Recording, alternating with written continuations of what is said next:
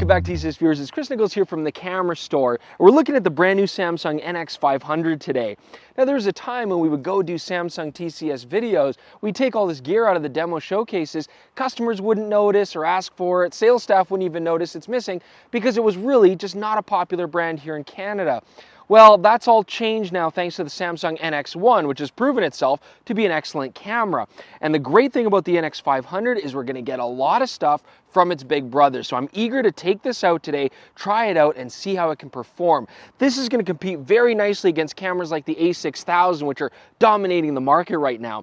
Now, as a side point too, we have the NX1 with the latest firmware. So we've got the new Gamma D profile. Jordan's going to be shooting everything on the NX1, which always delivered great video. So come with me, let's take a look and see if this camera has enough from its big brother to make it worthwhile.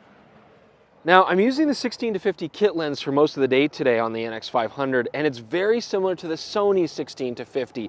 Both power zooms to keep them nice and small, but I do like that Samsung has the eye function button that does open up a lot of easy possibilities to change our controls.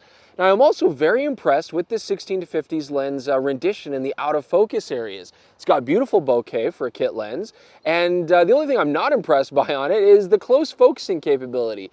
It's not that great. Other lenses can focus closer. So by far the most exciting thing about this camera is that it has at the heart of it the exact same sensor as the NX1. And if you watch your NX1 review, you would notice that we said that was by far the best APS-C sensor on the market. And I still agree with that. I mean, we're getting 28.2 megapixels, but the detail that you get in here when you zoom in is just stupid crazy good. Like it's gorgeous, it's sharp, it's great color, excellent detail, and this is even on the kit lens. So you're gonna get amazing photos out of these cameras, and that's nice. I actually never really liked the original Samsung sensors, but these new ones, just fantastic. And almost 30 megapixels means you can do huge prints and tons of cropping. We've found not only a great place for high schoolers to make out, but also to do low light tests here for the Samsung. Now, I'm shooting just down this sort of corridor here, looking at the rock detail. Now, Samsung says that this is the same sensor as the NX1, but what we've noticed here, especially when you start looking at, 1600 and our 3200 ISO comparison, I would say that the NX500 is actually getting a little bit more detail, but at the cost of slightly more noise. Now, if it's the same sensor, this would have to be on a processing level, but honestly, these Samsung sensors are very good in low light, so I would rather have a little bit more sharpness, a little bit more detail, at the expense of a slight amount of noise. It's easy to clean up afterwards. So overall, great sensor for this low light kind of shooting. I am noticing one negative here on the Samsung NX500. I'm using the 1650, it's got image stabilization, and I'm shooting these low light tests here, and in some cases getting down to about 20th of a second. Now, that should not be a problem on a mirrorless camera, but this shutter's got a good slap to it, and I'm finding it actually quite hard to get a sharp picture at 20th of a second here. And no, I haven't had too much coffee, and I've eaten and all that kind of stuff. So overall, I would say, yeah, you're gonna have to keep your shutter speeds up a little bit faster with this camera, raise the ISO higher. Luckily, these sensors can easily do that. So we got a nice day by the river, good place to relax and take it easy for a bit and talk about how the NX500 handles. I've been using it now for a couple hours, and it does feel good. The grip is great, and the NX cameras have always been nice looking. This has got a plastic bottom plate, but we've got the nice metal finish on top. I actually like the old NX look better a little bit. It just had these nice, clean, hard lines, and this is a little bit bulkier in the hand, probably because of this screen.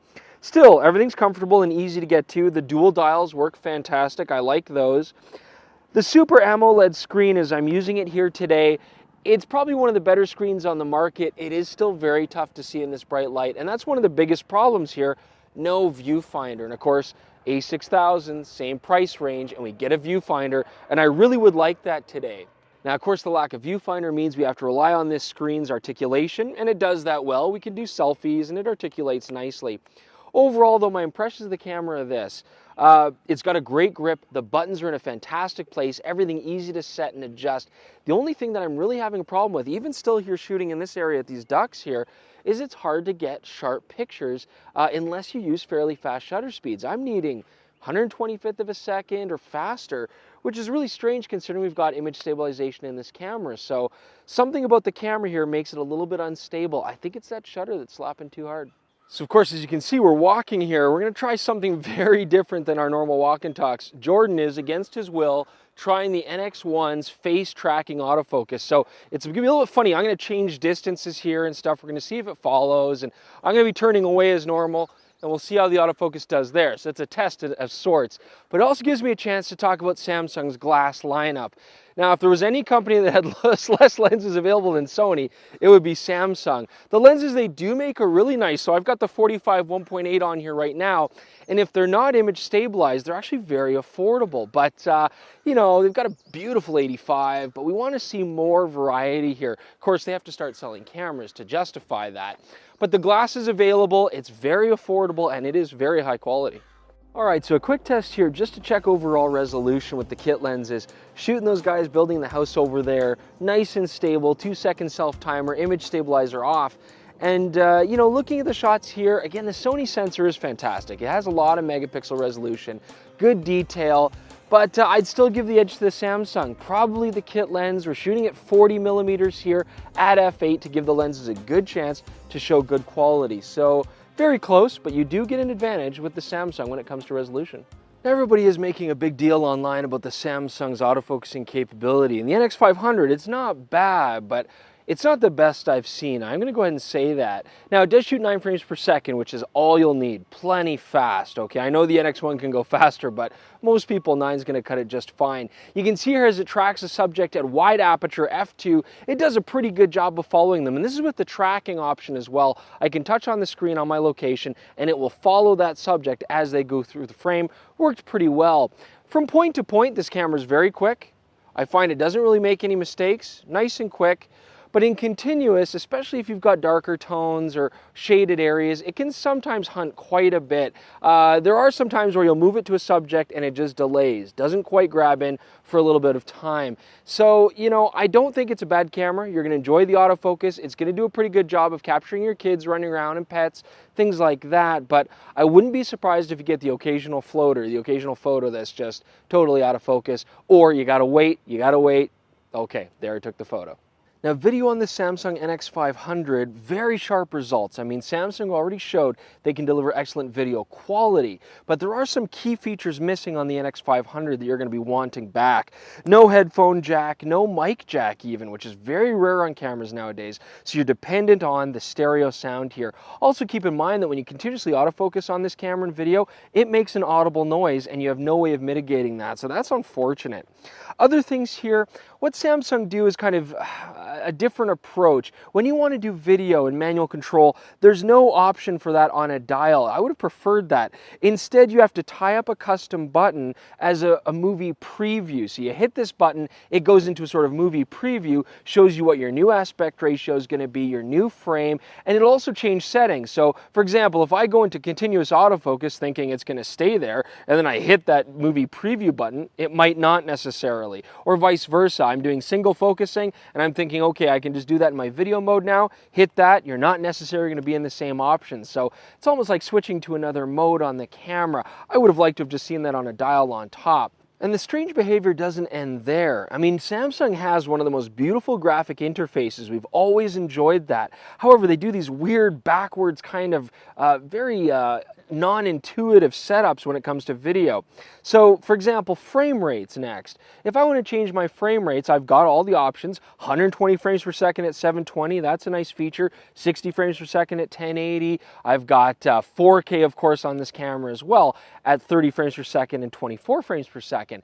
However, here's the thing. If I want to do that 120 frame per second mode, you'd think I could just find it in that menu as an option, because that would make a lot of sense. But no, I actually have to choose 720p resolution at 30 frames per second, and then go in the menu to their fast slow setting. And then I can overcrank it or undercrank it. So you can do sort of hyper speed vaudeville video if you want to. And you can also do your slow-mos there, but it's just another step to have to get into and change.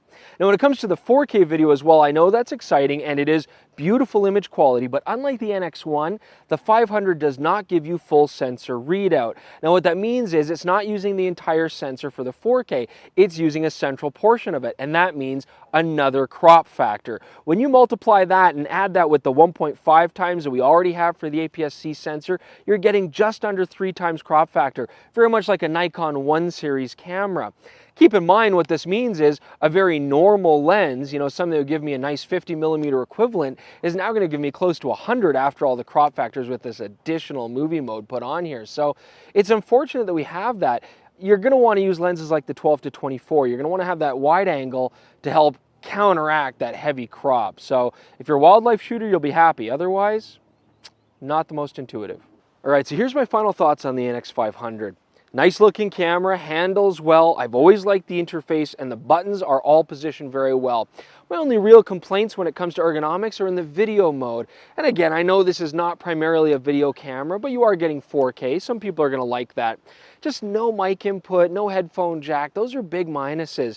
And having this sort of clunky interface to get into video would upset people who are going to use this in a more cinematic fashion. But for home videos, it's going to work fine. But let's remember what this camera primarily is. It's a high-end stills camera in a very compact package. Very small, similar to the A6000. I like the feel of it. The focusing is very, very quick. Continuous did a very good job. It hesitates once in a while, but overall it's going to be quite functional. And the real key here is that 28 megapixel sensor. This even starts to compete with full frame cameras. The resolution's beautiful. In low light, it's even sharper than the NX1. I mean, this sensor gives you amazing photos, and you've got some good lenses on the market too. So if you're looking for a nice compact camera, you can live without a lot of cinematic capability in the video, and you can live without a viewfinder, then this camera is going to deliver excellent image quality in a very small package, and it's going to focus pretty quick to boot. Thanks so much, guys. Remember, check us out on Instagram, check out our Twitter feed, and subscribe. We'll see you next time.